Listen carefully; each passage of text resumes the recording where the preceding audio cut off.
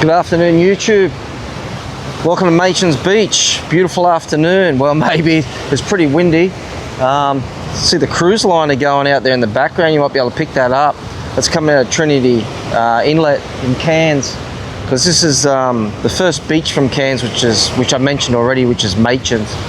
It's a howling southerly today. We're right in the smack of winter, and it has been cold. We had a cold snap up here, and actually 2 mornings ago, I think it was about 8 degrees. So yeah, we do get cold weather, just not a lot of it, and it doesn't last for very long. But that's a Carnival cruise. I think it's the one. I drove past there this morning when I was doing some truck lessons. And in the background behind me, you can see O'Shea's Pub. So if you're up for a beer, you can have a beer overlooking the Coral Ocean. Not the best day for it because it's pretty cool. And actually on a good day, you can see Green Island out here. And you can go out there snorkeling and swim with the fish, I guess, and all that good stuff that goes with it. But yeah, it's quite a nice area, this place here. And I thought I'd just do a bit of a walk because I've got a topic on my mind that I want to talk about because it keeps coming up on my feeds. And I talked about it the other day briefly on a few vlogs ago in regard to everyone that's leaving the West, leaving the places like Australia and the US, and everyone's heading to Asia. And I want to specifically talk about that, in particular my 10 years in Vietnam and my take on it, and my take on how everyone thinks they're moving to Asia. So I'll stop there and just point out something that's something of interest. And this doesn't include people who are retired, self-funded, cash heavy, digital nomads earning decent money, or professionals, i.e. professionals like professional teachers. These people have graduated. Not all people, doesn't categorize all people that go to university, but usually in Asia it does, usually, but not always.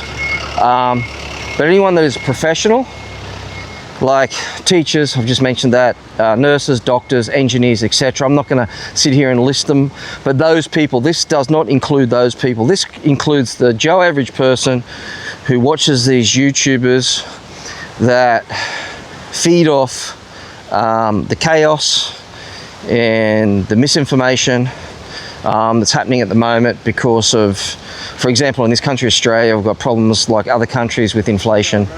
The inflation, in particular, food and housing. I'll spit that out, put me off a bit and I got hit. At least you said sorry.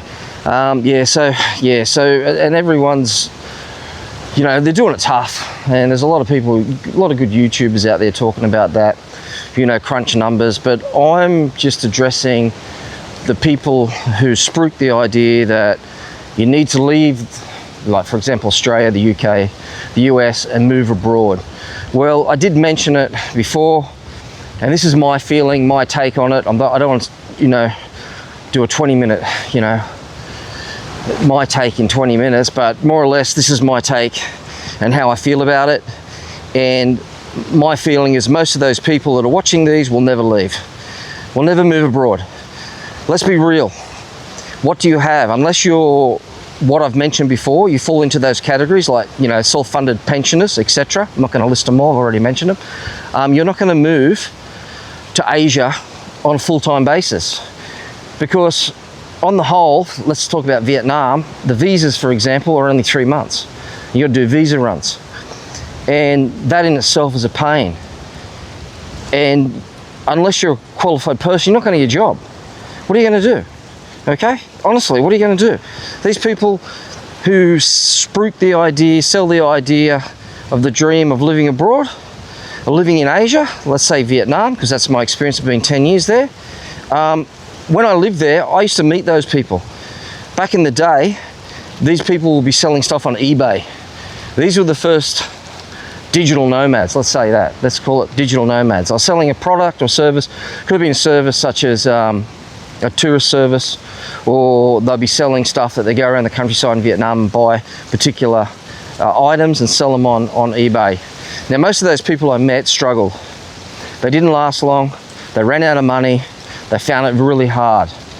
Even back in the early 2000s, you know, people were obviously, you know, restless, not happy with where they were at life.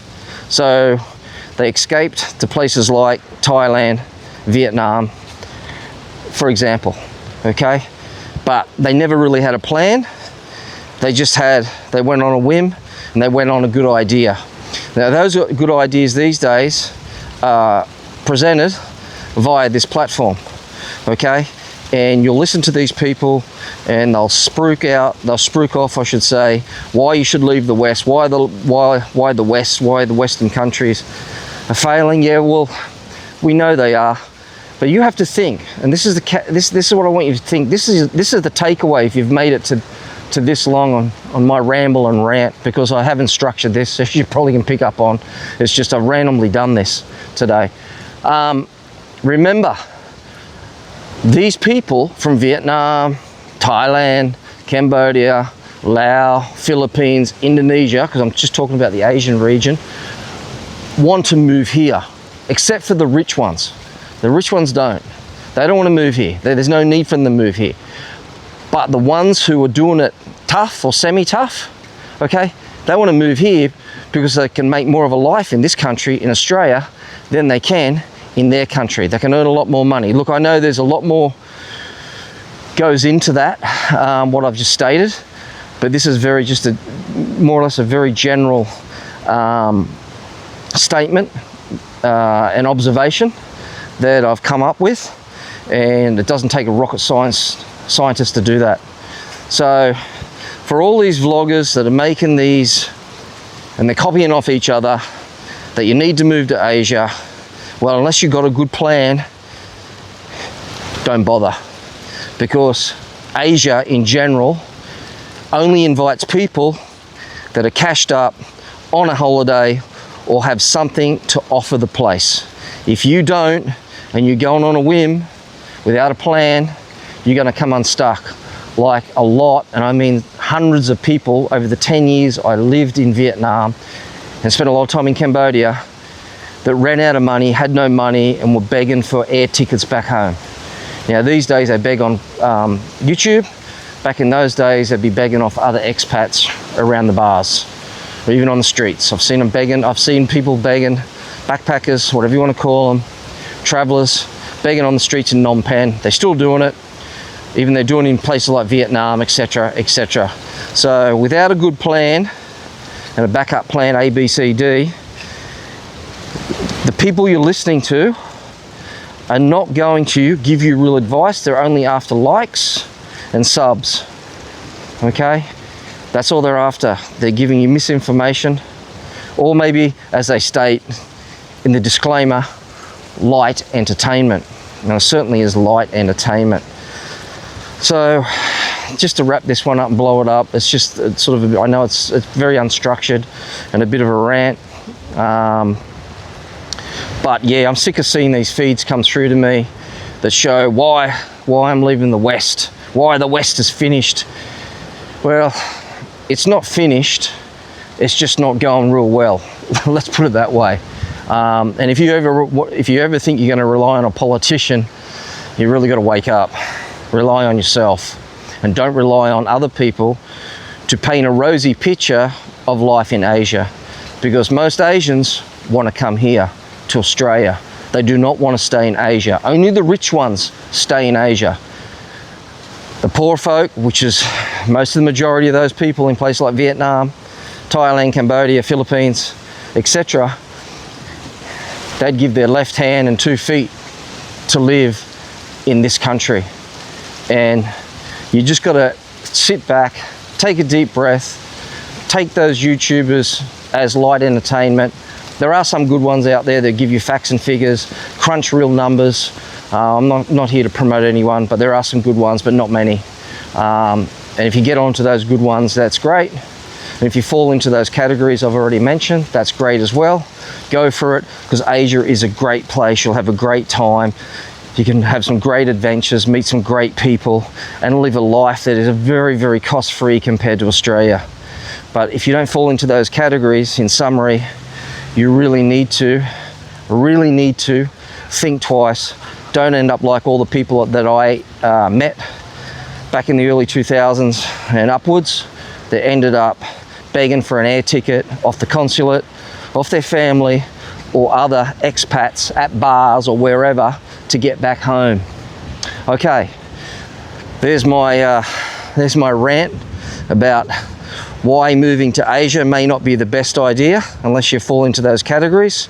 I hope that reaches someone, and until next, it won't be a rant. Until next time, peace out.